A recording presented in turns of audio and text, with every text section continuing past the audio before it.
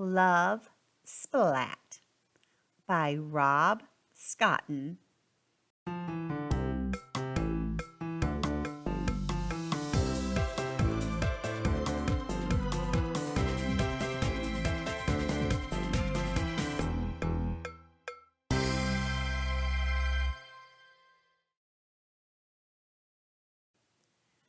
Splat stared into the bathroom mirror, and worried Splat stared back.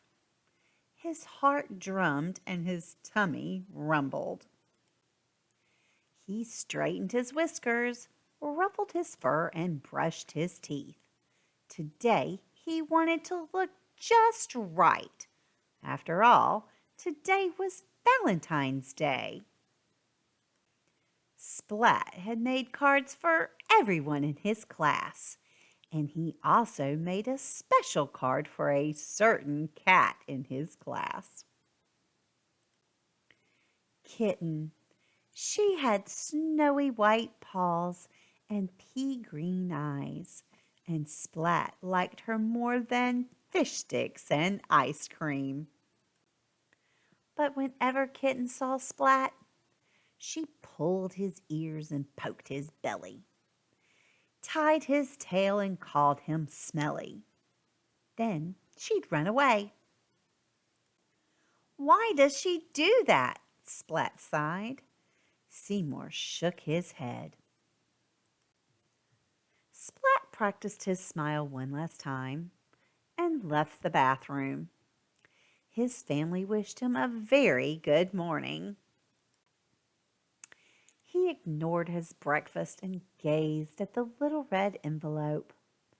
On the front of the envelope, in Splat's very best writing, was a single name: Kitten. Splat tucked the envelope in his bag and left for school. His tummy rumbled loudly all the way. He was so busy telling his tummy to be quiet that he didn't see Kitten coming around the corner. Splat! He bumped into her. And when he tried to say sorry, his tongue turned to jelly, his legs wobbled like rubber, and his tummy rumbled louder than ever.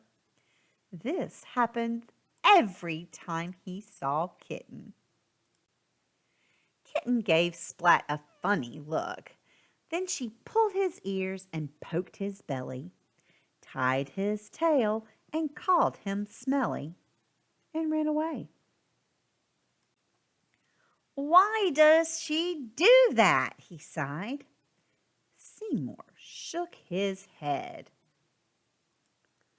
Later, in cat school, all the class swapped their valentines. Splat sat at his desk, clutching the little red envelope. "I'll have to give it to her soon," he said to Seymour. But soon it was recess. Splat sat quietly on a bench, still clutching the little red envelope. He didn't see the cat sneaking up behind him. "Boo!" cried Spike. Splat jumped and dropped the little red envelope. Spike picked it up and read the name on the front. "I like Kitten too," Spike announced. "And I like her more than you do." "But I like Kitten this much," said Splat. "And I like her this much," said Spike. "Aw," groaned Splat. Splat pulled a piece of chalk from his pocket and drew a heart on the ground. "I like Kitten this much," he said. "And I like Kitten this much," said Spike, and he drew a heart around the whole playground. "Aw," groaned Splat.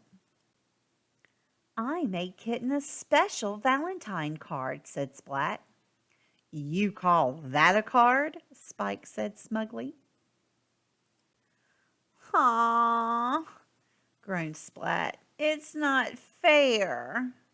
Seymour shook his head. Splat's card looked teeny weeny next to Spike's, and with a sigh, he threw it in the trash. Kitten opened Spike's card. The message inside read, "You are so lucky that I like you." Kitten smiled. Splat didn't, and he turned away. Splat didn't see the snowy white paws lift the little red envelope from the trash, or the pea-green eyes read the name on the front. Kitten took the card from the envelope and opened it. In Splat's very best writing, there were 3 little words. I like you. Kitten sat down next to Splat and gave him a little pink envelope. On the front was a single name, Splat. Splat opened the envelope. And on the card was a rhyme. Your fur is soft and I like to stroke it. You make a silly noise in your belly when I poke it. Your tail's so bendy it makes me laugh. And you smell really nice when you've just had a bath. Inside the card, in Kitten's very best writing, were 3 little words. I like you. The end. I hope you've enjoyed this story. Love, Splat. Sometimes it's kind of confusing how to act when you like someone. And sometimes you do silly things like maybe poke their belly or call them smelly. But in the end, Splat just simply wanted her to know that he liked her. He didn't have to give a big card or do anything special.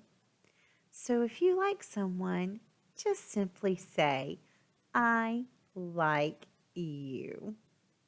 Now, click that like button and tell Grandma how much you like this story.